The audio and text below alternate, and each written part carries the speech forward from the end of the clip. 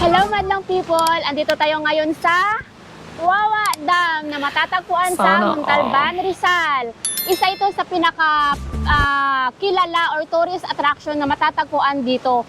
Actually, nakapunta na kami dito last time, kaso lang hindi maganda yung panahon. Kaya this time, samahan nyo kami at ating tuklasin kung anong meron dito sa pinag-uusapan at sa kilalang Wawa Dam ng Montalban. Tara!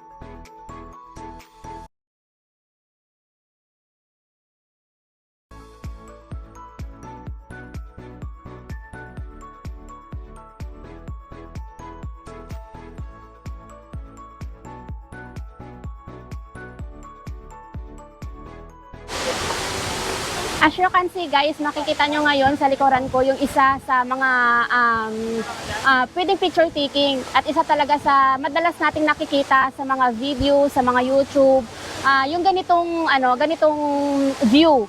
Actually, mayroon pa daw sa taas at saka mayroon silang tinatawag ata na Secret River. So mamaya pupuntahan po natin doon at saka papakita namin sa inyo. So sa ngayon guys, ito na muna waterfalls ng Wawa Dam. See you later!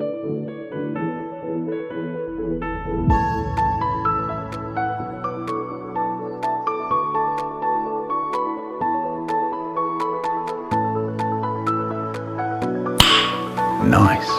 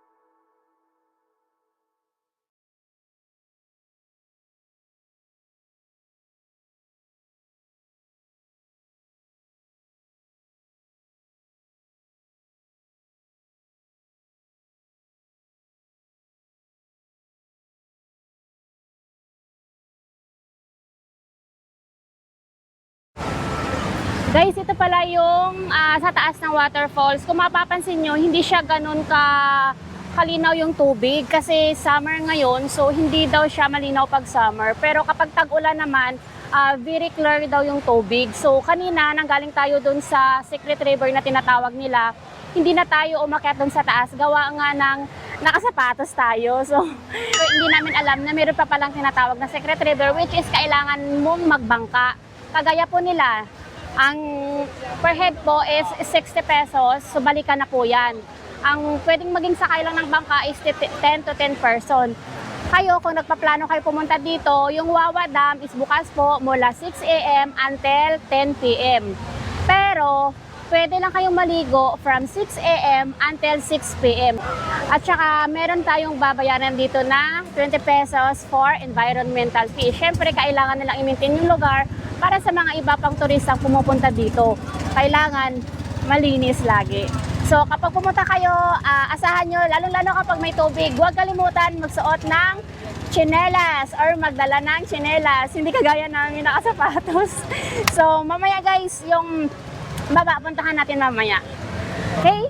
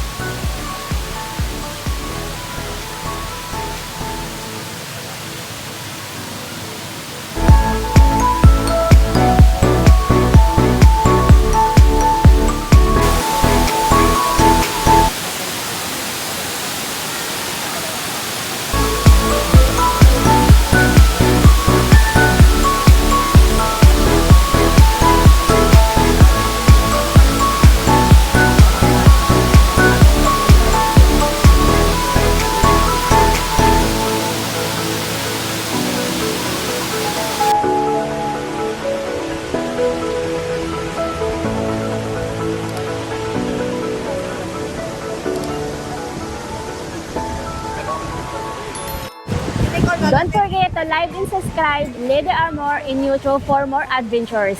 See ya!